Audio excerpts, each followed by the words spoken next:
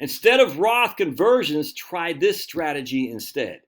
So I was reading, I'm working with my man Brian. All right, Brian is trying to minimize his taxes and maximize his returns in terms of his ability to spend money while he and his better half retire. Great guy's crushing in Alabama, as a matter of fact. Brian's just out there kicking ass and taking names. Anyway, and Brian said I could use his stuff, and you don't know who this guy is, but he's a crusher. I want to start though with this article from Kitces.com, which it piqued my interest. Piqued, P-I-Q-U-E-D, not P-E-A-K-E-D. I was in a live stream the other day and someone said, "You're kind of milquetoast," and he spelled it M-I-L-K space T-O-A-S-T. That's how I spell milquetoast. Woo! Okay. Anyway, so this is from Kitces.com, just came out the other day. Why pre-tax retirement contributions are better than Roth in peak earning years, even if tax rates increase. And basically, and here's this guy right here, Ben Henry Moreland. I don't know who Ben Henry Moreland is, but I think he missed a big one here. And I'm just going to show you real quick and to kind of cut to the chase. So basically his argument is here we got a guy making $500,000 a year of income. He's 50 years old. He's going to retire when he's 65. He's going to put all his money in pre-tax money because he's being taxed right now at 35, soon to be 39.6%. So he said, I should save my money pre-tax because when I retire, I'm going to be in a zero tax or a low tax or certainly a lower tax. And this is his taxes now. That's his taxes in the future. All right, so I'm going to read you what he says here. It's very interesting. He just makes a big mistake here, and I'll show you what I'm talking about. So again, he's looking at this space right here. He's not paying any taxes at all. And his argument is he should be doing Roth conversions, and he misses something here pretty significantly. So let me show you what I'm talking about. All right, so he plans on retiring at 65 and wait till 70 to claim Social Security. As shown below, they're currently in the 35% tax bracket right here, but will bump up to 39% after the expiration of the Trump tax bill. From age 65 to 70, he's in the 10% tax bracket with zero income, and they'll be rising to 15% when their Social Security kicks in 70 to 75. So basically he's saying from 65 to 70 he doesn't pay any taxes. From 70 to 75 he pays in a 10% marginal tax bracket. 70 to 75 he's right there in a 15% marginal tax bracket. And then finally up to 28% when RMDs kick in. And so his argument is he should fill this white space with Roth conversions, and that's what he's arguing there. And he's just dead wrong here because, as I show you in my comment here, I said a couple of things wrong with this article. First, if Social Security is your only income, all right here, that's our only income, 70-75, there is no tax. No tax due at all. Social Security is your only income. Thus, it's not even in a 15% tax bracket. He's in his 10% tax bracket, but he pays no taxes because he has no taxable income. Secondly, if the guy retired at 65, he still needed some money to live on. And so these years right here where the guy says, look, he's not paying any tax, well, he still needs money from someplace. And I say, where does that money come from? Where does that money come from? A brokerage account, a Roth? Assuming it comes from his pre-tax money, he won't be in a 0% tax environment anyhow. Money's got to come from someplace. So I say, while I get the gist of the article, I'd suggest not overlooking the obvious that he needs an income from some source before RMDs kick in. So in this case, he can do Roth conversions, but it's not nearly as clean as what this article implies, which is somewhat frustrating. Surprised that no one else picked that up. Anyway, and no one else did. But anyway, check this out. My man Brian here, and he's got a pension. You always work with people with pensions. Well, the reason I work with this case is very interesting because many of the people I work with that have pensions, a lot of times Roth doesn't make sense, Roth conversions. My man Brian thought, hey, let's do some Roth conversions. Says, no, I'm going to show you a different way to do this instead. So check this out. He's got $91,000 between his wife is still working. So once his wife stopped working, he's getting about $5,000 a month on his military pension and VA disability. Once Social Security kicks in, he's got about $114,000, not a month, a year. All right, so he's going to basically have $9,000 a month when Social Security, his pension, and VA disability kick in.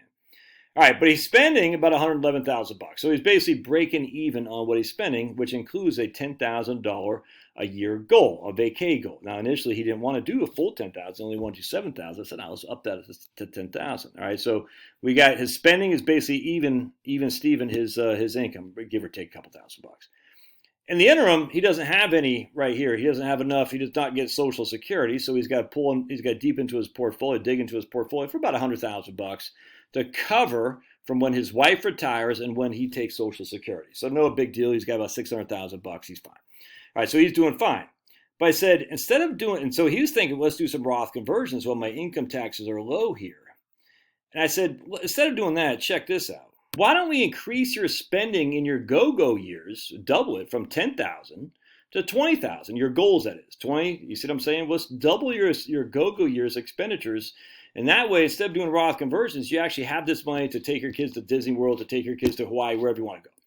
I said, let's do that instead. Now, what you'll see is the taxes go up. Remember, the taxes before were in the low four figures. Now we got a couple in the five figures and in the high four figures still.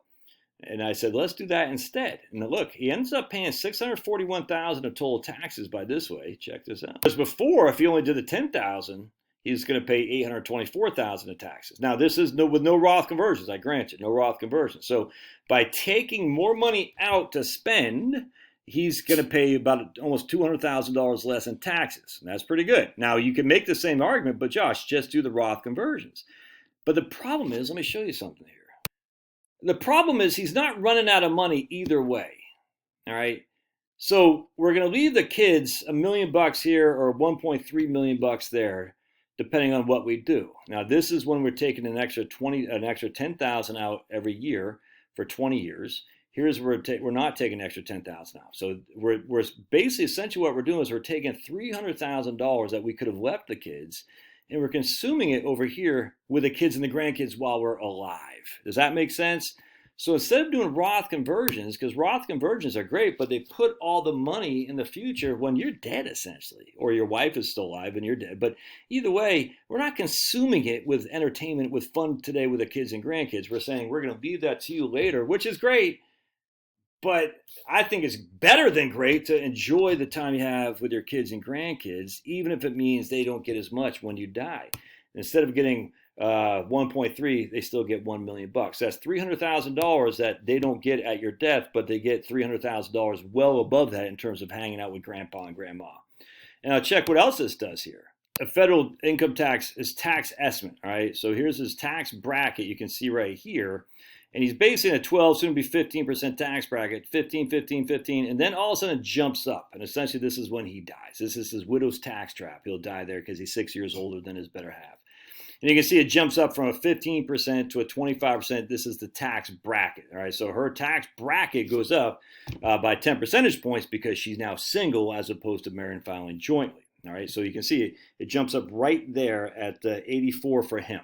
That's we're going to kill him off at 84 years old. All right, so check this out. If he takes more out to enjoy it with his kids, his grandkids, and his wife, the widow's tax trap doesn't even hit right here until she is, I think she is 89 at that stage. All right, so look, so instead of being right here, we got an extra 5 years of 15%, even though he's still dead right here. He hasn't died later.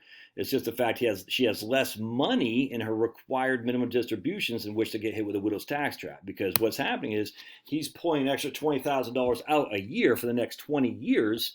That's extra $10,000. That's $200,000 out, which means there's less of her to inherit in IRAs, which means there's less RMDs, which means she doesn't get hit with a 25% effective marginal tax bracket until she's basically 89 years old. So we stretch the widow's tax trap out in terms of, we're just talking marginal tax rates at this stage, until she's later on. So she does. So the ability to pull more money out does a couple things. They get to enjoy it while they're both alive and married, filing jointly, to use it with their kids, grandkids, and each other.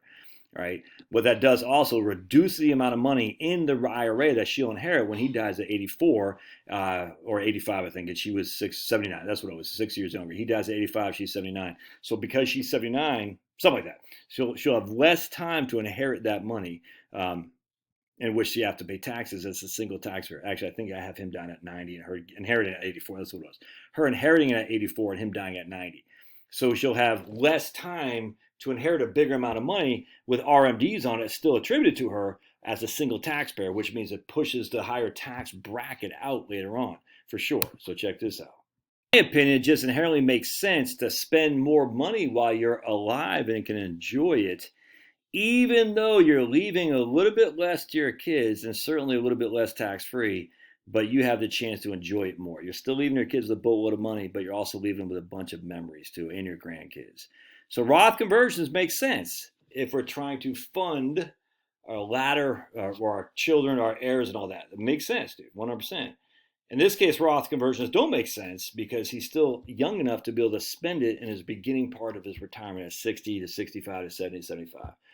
So that's my recommendation to him, and I think he approved of that for sure. And that's what I'd look at for you too. Instead of doing Roth conversions, is there a way you can spend that money and get the same benefit as a Roth conversion? Love to hear your thoughts. Don't forget to pod that like button. God bless. We'll see you.